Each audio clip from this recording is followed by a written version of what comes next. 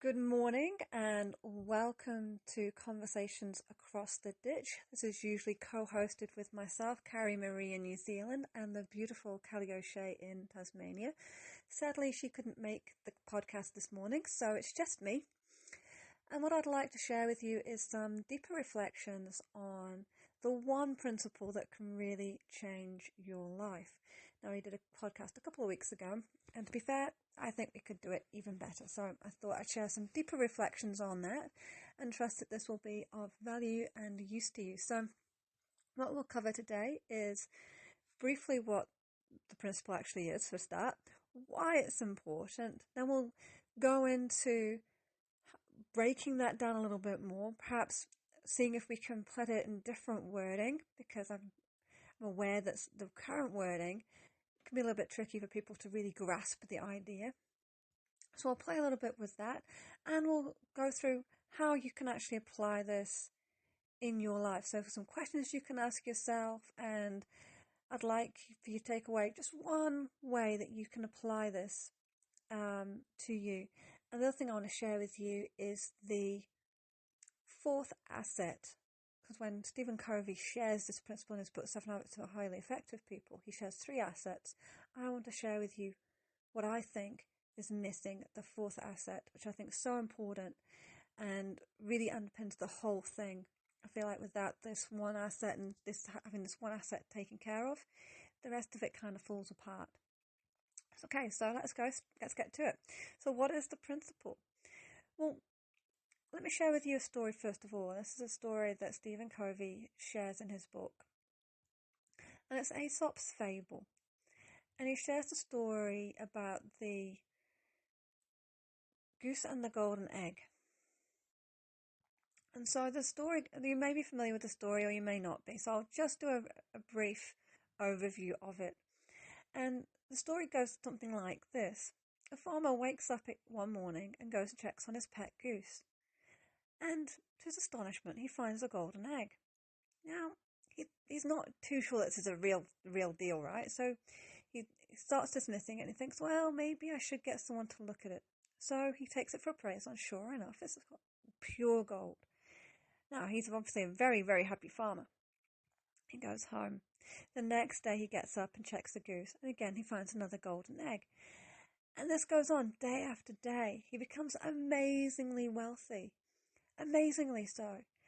But along with that wealth comes greed and impatience. And as a result of that, he looks at his goose and thinks, I don't want to have to wait for one egg day after day. I want more in one go. So what does he do? He kills the goose, opens it up, and what does he find? Nothing. Nothing there. So now he has no golden eggs and no way to produce them because he's killed the goose that made them. And so from this story, Stephen Covey saw a natural law. A law that if we don't look after the thing that creates the result that we want, that we won't keep making that result. Also, that if we focus so much on the result, it can lead to the detriment of the thing that produces it. And equally, if we pander so much to the thing that makes it, we can also become so focused on that it's not as productive too. And he called this principle, this natural law, the PPC balance. Production versus production capacity. And he says we need to balance the two. We need to look after each one equally to be able to keep maintaining the results that we desire in our lives. And so he refers to the production capacity, the ability to make those results, as assets. So they've got the asset and the thing that produces and the result that occurs from the asset. So he talks about the assets being physical, so like objects. He also refers to health, environment in this section as well. So physical things that we can touch. He refers to finances. and he refers to people and our relationships with them. The fourth asset I think he misses is self. And he does cover this in his seventh habit, which is renew the saw. But I feel like in this principle, we also need to consider the asset itself. And here's why. Because, okay, actually, let me go. I'll share with you now. I was thinking I'll do it later, but no, I'll share it with you now because I feel like this underpins all the other assets. Okay? So think about it. If you take care of yourself, so you're feeding yourself, you're cleaning yourself, you're training your mind, you're expanding, you're taking actions which build up your confidence, for instance.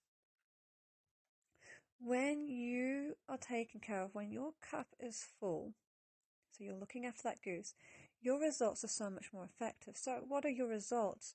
Your results are the way you look after other things, the way that you're able to focus and concentrate, the way that you're able to be empathetic with others, the way that you are able to deal with problems and respond to issues that arise in your life.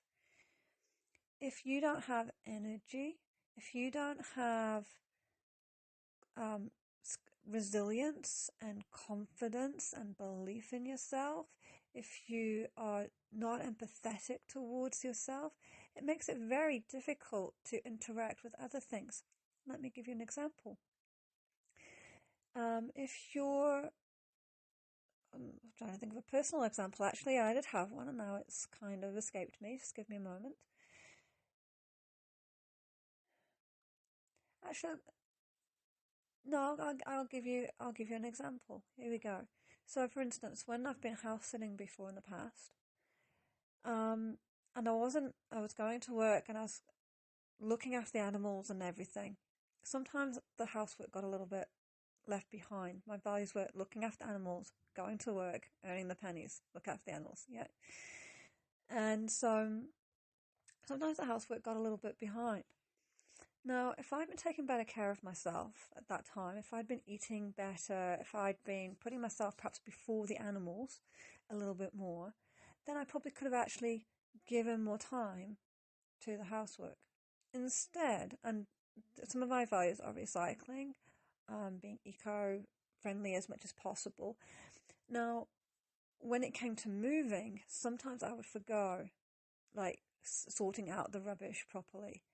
That I would end up just cramming and doing things quickly and expediently at the expense of some of the things that I value. Now, what happens when we do that is that we destroy some of our self-trust and therefore our self-esteem, and therefore how we feel about ourselves goes down. We stop feeling good about ourselves. And it's because we're not in congruency and integrity with our values. So what I'm saying here is that when we take care of ourselves, then we have that energy that we can actually be more productive. We can take that time. Like by the time I'd done the animals and gone to work, and I was tired. And I got home, did my dinner and whatnot, and spent a bit of time. I was pooped. I don't want to do time house cleaning and whatnot. But if I'd done that, if I'd actually taken better care of myself, managed myself better, I could have made a little bit of time. It didn't have to be a lot of time, but I could have made a little bit more time to sort through things and organize things so that come move time, it was not such a big deal. So I hope you can see how this can really be important. Perhaps you can think of times in your life where you've gone for expediency over being effective. And perhaps it's because you weren't taking proper care of yourself. So I'd like you to think of yourself as your primary asset, because everything else flows from that. If we're looking after ourselves, then looking after physical things like a home or a vehicle or a computer or a mower.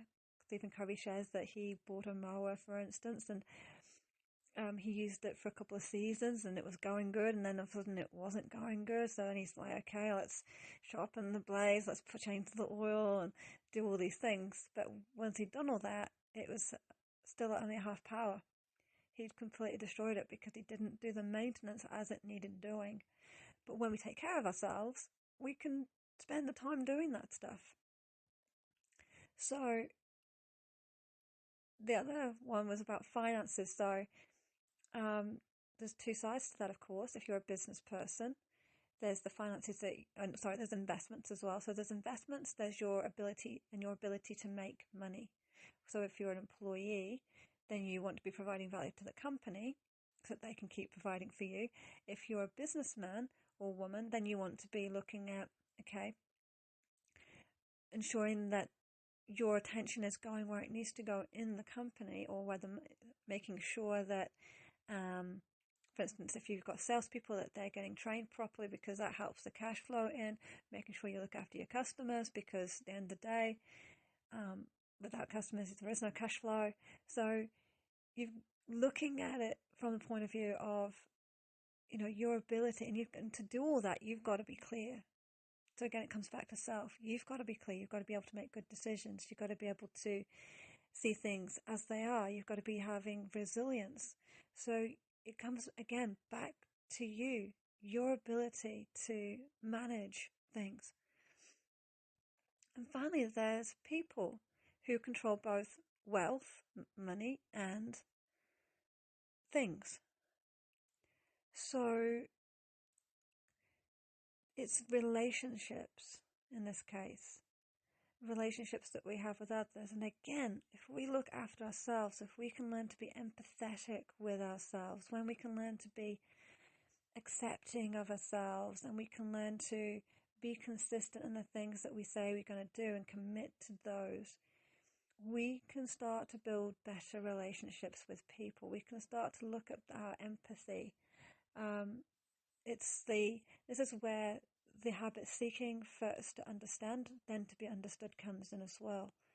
So this principle underpins all of the 7 habits. So if you're wondering, how the heck do I apply this principle, I'm not too sure. The 7 habits provides an awesome framework to do this. So coming back to people, say we've got public victories, the 3 habits, and that win-win, seek to be understood, seek to understand before being understood, and synergy. All of those are based on the relationships we have with others. So when we build more empathy, we build more trust. That when we have more trust, people are more likely to do what we ask them to do without grudging it. And again, if we are looking after ourselves, and if we are able to do some other things that we don't like doing, what about you? But I don't like doing chores. And I remember my mum hated doing chores, and as a result, I remember thinking, well, if she don't like doing it, why the hell would I want to do it? So if we have an attitude like that, don't expect someone else to want to do it or like doing it. So again, it comes back to us leading the way, managing ourselves, and doing what needs to be done, and empathizing with others if they are like, well, I don't want to do that. Okay, cool. Why not? Start asking questions. Well, what is it? Well, I was going to start asking painful questions. Don't start with painful questions, but get curious. What does it give you by not doing it? What would it give you if you did do it? It's just starting to get curious. What is it about this that makes you feel uncomfortable? What comes up for you when you think about doing this thing? Perhaps if it's a thing that you want them to do, just get curious and have acceptance around whatever answer they give you. So letting go of any judgment, just coming to a place of acceptance and just going, okay, I can see why you might feel like that. How can we change this? How can we make this feel good? I'm sorry you feel that way. Well, just really listening to what they're saying. And we cover this more in those 3 habits that I shared with you before. The 3 habits of the private victory. Seek first to understand before being understood, win-win, and synergy. He covers the empathy and how to actively listen in those habits. So this is why it's so important, guys. Okay, so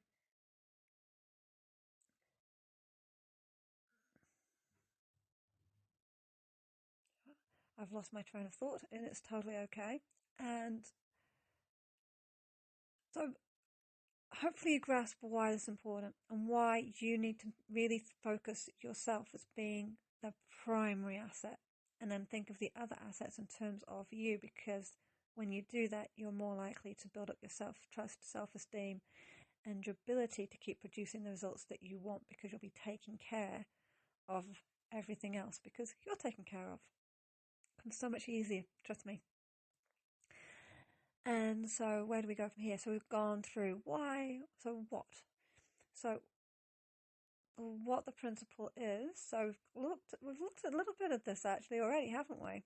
I've kind of covered a little bit about what the principle is. So we've covered that it's production versus production capacity. So let's look at some other words we can throw in there. So we can look at the word result. So the result we want versus the result capability. How capable are we getting of that result? We could look at creativity or creation. So we can go creation, the thing that we want to create, and creation capacity. How able are we to create the thing that we want? Or creation ability.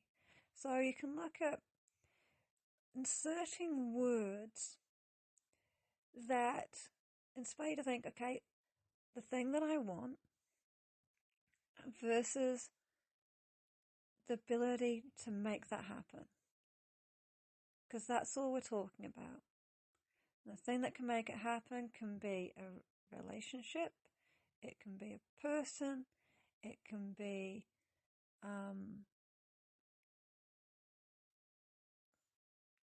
investments, it can be a thing, like an object, like a car getting from A to B. And then there's the thing that you want. So in terms of the car, like I said, getting from A to B, getting from here to there. It could be money. It could be getting a chore done. It could be getting yourself to, if you're in business, getting clients. It could be the result you want could be getting an award for being the best at something. And I can come back to, well, how capable am I right now, or how capable is this thing right now to achieve that result? It's like if you've got, and he gives this example of a factory and of overproducing. So, and I think it's a really good analogy as well, like for bodies and whatnot. So let's have a look at this. So he shows this example of a factory. They get this new guy in, and production costs are down, sales are skyrocketing, profits are skyrocketing, the account teams are happy, management's happy. Then the guy decides to go and leave, and a new guy comes in, and then there's heaps of downtime, and profits are down, production costs are skyrocketing. And why is that? It's because the person before him didn't do the maintenance, didn't take care of the thing producing the result. So think about that like your body and your mind too. Like we're running ourselves ragged. Like, yeah, okay, we'll get results for the short term, but long term, you're going to burn out. You're going to need to take some time out for yourself. And so, yeah, so again, this is why it's so important. I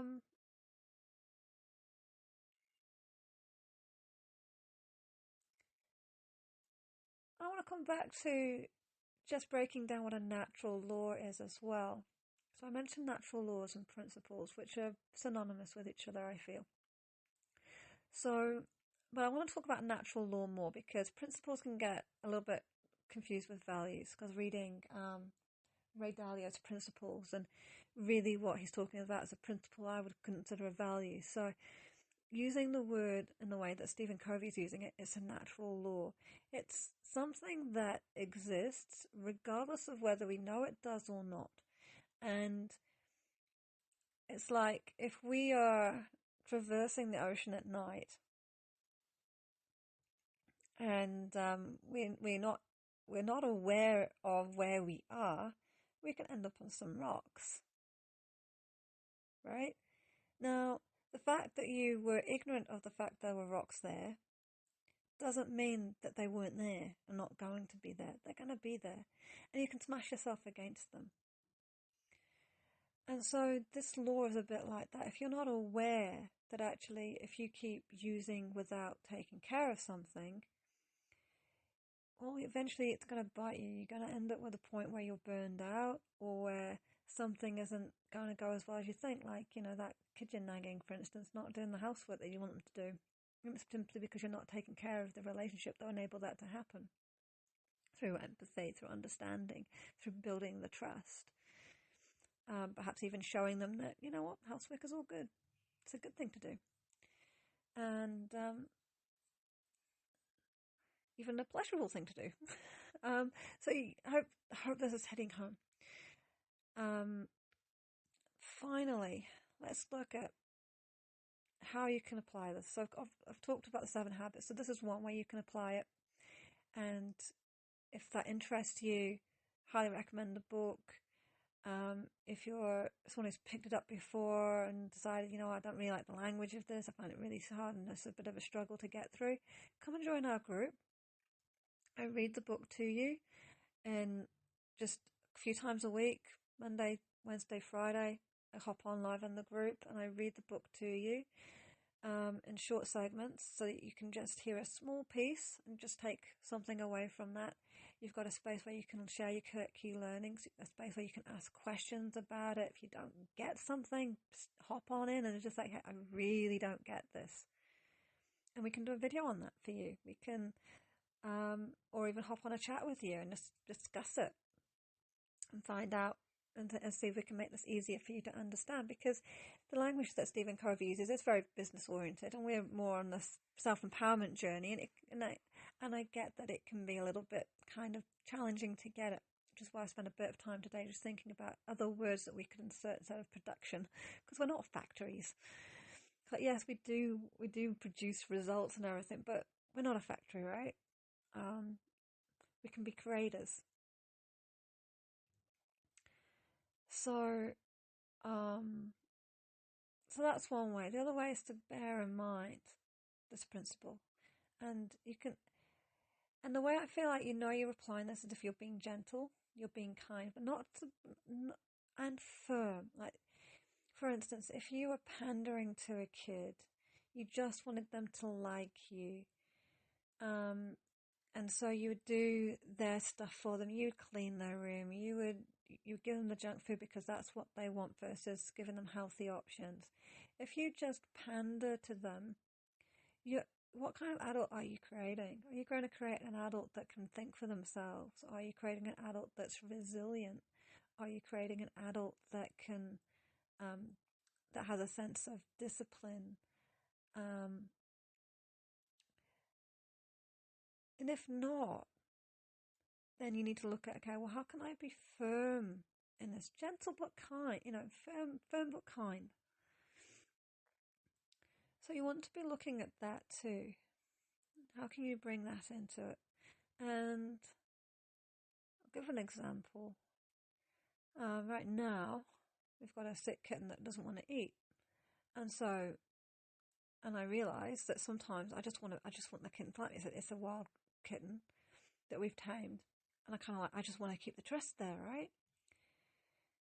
But at the same time, unless I sort of push her a bit to actually have some food, usually by syringe at the moment, she's going to lose condition, she's going to lose weight, she's going to dehydrate.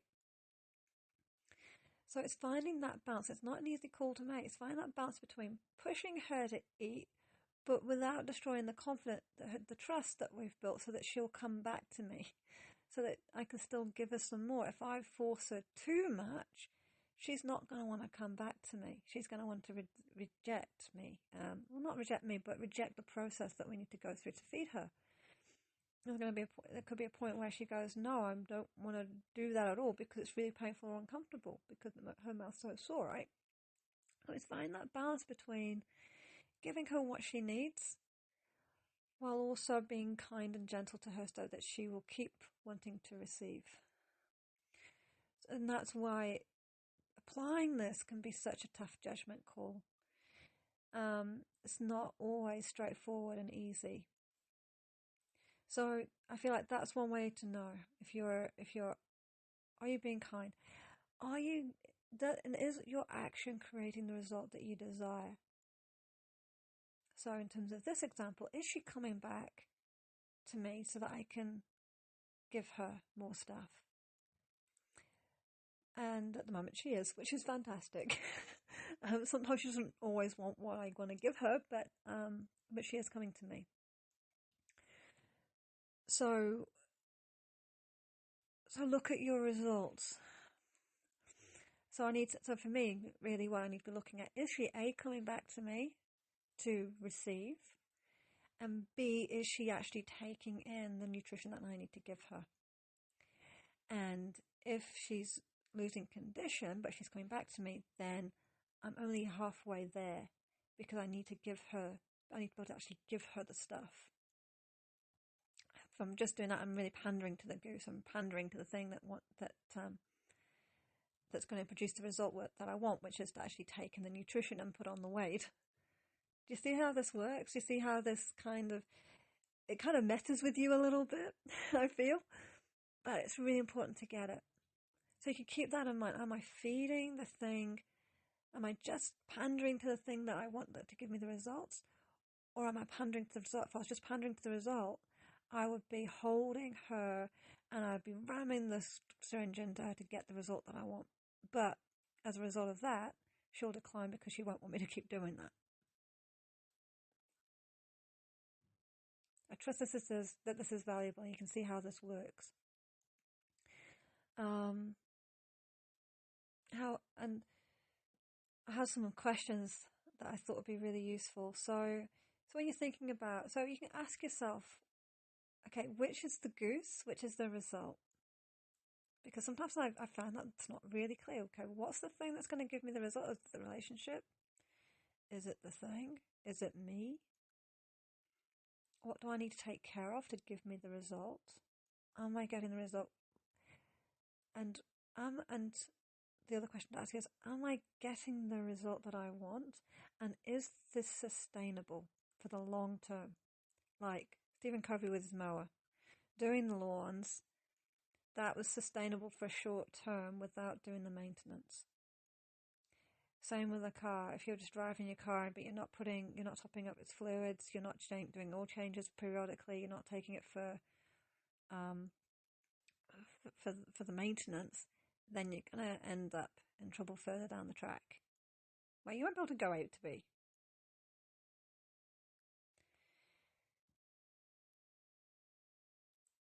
I feel like those are the most important questions that you can ask yourself. So I invite you to go back, write those questions down, and reflect on perhaps an area of your life right now where you're wanting a result, or maybe even two areas of life, or maybe you're getting a result, and you can look at, okay, well, how am I getting that result? Is it sustainable? You could also look at so maybe you find an area of life where you've got a result you are getting, asking yourself, is it sustainable? Maybe there's an area of life where you're not getting the result that you want. And then maybe you'll need to look at, okay, what's the goose that produces that result, and how can I look after it? Is it relationship? Is it me? Is it a thing? Is it something to do with finances? What is it?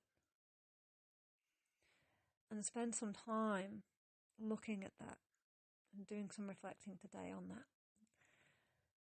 And so what we've covered today is, and of course, join our group. That's always the last how. If in doubt, join the group. Ask questions. If you're not sure about anything, we're right there. We've got about 60 members and growing, believe it or not. Where we just share where we're at with this stuff. We're learning alongside of you. I've read the book a few times now. I'm still learning how to apply it. Sometimes I get it right. Sometimes I get it wrong. Sometimes I miss the mark completely, and it's okay. It's a safe space where you can share where you're at, what you're trying, and figuring it out. So, because of that, we do ask questions of you when you come to join the group. So, please answer those. So, when you send your request in, awesome. Please fill out those questions, because if you don't, we don't let you in the group basically. And so, answer those questions and we can let you in the group faster and we can get you started on the content. We're about to start covering habit number 1. So it's a great time to get in and join us. So what we've covered is the PPC balance, principle by Stephen Covey in his book 7 Habits of Highly Effective People. We've looked at why it's so important. The 4th asset that he doesn't really talk about, which is us, and how that drives that whole balance. And we've looked at how you can know if you're applying it, including joining our group to get access to the 7 habits in a really manageable format, where we encourage you to take action on what you're learning, to share what you're learning. Because when we approach the book from a point of view, well, I'm going to teach this, then, and it doesn't matter what it is, if you learn something, teach it. Learn something, teach it. You will grasp the information more. It will start to become more of your subconscious, if that makes sense. You start creating those neural pathways where you'll start to remember, because if you don't use it, you lose it. So important, and it's so important to have a space where you can really share, where you can learn, you can try things, you can try out ideas, you can ask questions about this stuff, because it's not easy to do this on your own. So if you are someone who's been doing this on your own, stop. And maybe our group isn't the right place for you, and that's totally cool, but do find people who will have your back, who will help you to grow, because sticking with the same people who have kept you in the same place you are now is no good. You need to surround yourself with people who are growing all the time, who are a little bit ahead of you, ideally, so that you can see where they're going and they can sort of lay down the path for you. So it's really cool. Come and join us. We look forward to having you there. The URL is www.facebook.com/groups/empowering you book club, and you'll find more information in the description as well. I look forward to seeing you there. In the meantime, have a fabulous day, whatever part of the world that you're in. Bye for now.